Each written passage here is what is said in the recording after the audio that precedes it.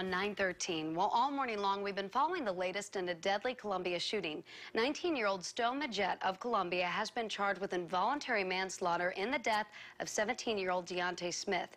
The shooting happened on Sunday, and it started between a fight between a group the victim was in and a group Majette was in. Majette claims Smith fired as he ran, and then he shot back. Smith died, and another person was injured in this. And this is the first deadly shooting in Columbia in the new year. Joining me today is Police Chief Ken Burton. And Chief, the day of the shooting, officers actually had Majette at the station for questioning, so this was a pretty quick get.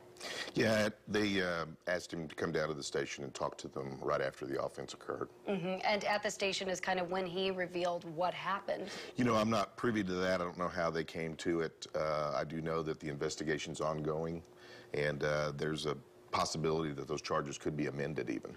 Amended. Now, do you think there are even more suspects in the case or another arrest? I'm not going to talk about that at this point for obvious reasons, but it's still under investigation. It's only been since Sunday. There's a lot of work to do still, but the charges that have been filed are justified in our mind, and as we move forward, we'll see if there's any changes to those.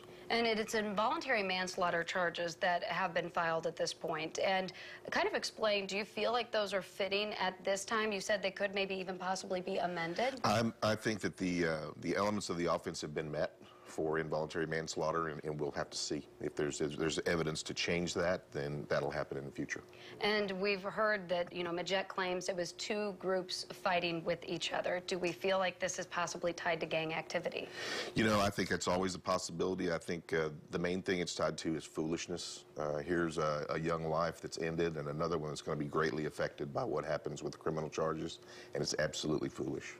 And do you feel like it's a case? I mean, you know, I know you said possibly looking back at the charges, maybe there would be changes to them, but maybe we could even see charges dropped against him because there's a self-defense matter that he claims he was being shot at. You know, that's all up to the prosecutor. All we do, we collect the facts and we turn it over to the prosecutor, and the prosecutor ultimately makes those decisions and what charges will be filed and when. How much cooperation have you been getting in this case? You know, it's spotty. I think probably about average. You know, some people are willing to talk to us and some aren't, but you know, it's just about average, I would think. What would you say in terms of the very chaotic situation we saw from the video that we've been playing all morning long for the officers that were out there on scene? It was a pretty intense situation. It always is. You know, when you're dealing with the unknown, all you know is that you have somebody that's been shot, and in this case shot dead, and you don't know what you're dealing with or who you're dealing with, and you have to react accordingly. Do you feel like, you know, already, you know, we're day 6 into it, we've already had a deadly shooting? Do you think that's a, you know, sign or anything you're going to do differently in terms of policing to make sure we're cracking down and not letting more happen as we head into the new year? You know, these are the kinds of crimes that are very, very difficult to predict. The police have very little to do with preventing those kinds of crimes other than keeping pressure on the criminal element, which we intend to do. You know, that's the unfortunate part about it. You know, homicides are very, very difficult. You don't ever know where they're going to happen or who's mad at who or what the catalyst is for them. So we do the best we can with what we have to work with, and hopefully we prevent some of them, but that's just kind of for lack of a better term, a shot in the dark. You just don't know where they're going to occur. Yeah, and you know, like we've seen, there's been efforts for community policing, things like that, but also, like you said, just keeping the pressure on criminals to know that you're out there. Absolutely, and you know, community policing, I think, is the ultimate answer, but it's very manpower intensive, you know, and we answer a lot of calls for service, and that's what our primary goal is right now, is to get those calls for service answered. And I know we've had some people out there saying, oh, this is a trouble spot, they live out there. Is it a spot that you've heard of being a trouble spot for officers, having to go to calls a lot out there? You know, we have trouble spots all over the city, and we analyze our calls for service and things like that. So while it's probably a lot of calls for service for that area of town, it's not that much different than other areas of town. So I wouldn't call it out as a problem area. Moving on to another big get over the weekend, an arrest in a bank robbery. A bank was robbed over the weekend, and then you caught the man fairly quick after and connected him to 6 bank robberies. Yeah, that's correct. It was a great job on the part of the officers involved. A sergeant and an officer spotted the guy matching the description shortly after the robbery, and was able to take him into custody, and it was a good catch, like you said. Ultimately, he was tied to 6 offenses that we've been concerned about. One of the things that we were concerned about is we weren't seeing vehicles. Nobody was seeing vehicles leave, so that kind of stumped us for a little while. And as we got into it, we found out that they weren't even using a car, which they usually do. So, but it was a good catch, and the officers did a great job.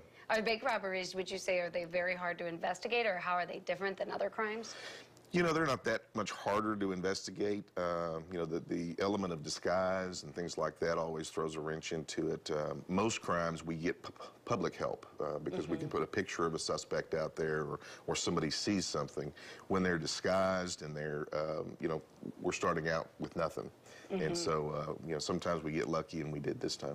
Do you think it's unusual that he kind of stuck around the area, kept hitting local banks? You know, if he was a genius, he'd be doing something else. That's true. So, you know, I don't know what his motivation was or why he stuck around the same area. We're fortunate that he did because we were able to catch him. Heading into the new year, you know, we kind of have these two big busts that, you know, we saw just in the first weekend of the new year. What do you feel, you know, for the future of the police department going into 2015? Well, I hope that crime continues to go down. You know, there's never any guarantee of that, but you know, that's the main thing I hope. But we're also looking at ways to try to reduce our workload. We're looking at responding to minor offenses in different manners, using technology, asking for the public's help, you know, in that regard, and their patience with us as we move there. One of the things that we've decided to do is small offense shoplifting. We're changing the way we do that. We're going to have those reported online as opposed to an officer responding. We're also looking at the way we respond to burglar alarms, whether or not that's the best use of officers' time, responding to false burglar alarms, because about 98% of them are false. So we're looking at things like that we can change. A few years ago, we did minor accidents. If there's no injury or no disabled vehicle, we don't respond, or we'll respond, but we won't do an accident report. So we're just looking at ways that, things that we can stop doing that won't really affect the ultimate level of service to the public. Great goals heading into the new year. Well, it's going to be a good year, I think. All right. Thanks so much, Chief, for coming on. Absolutely. Now here's Brittany with a look at what's coming up.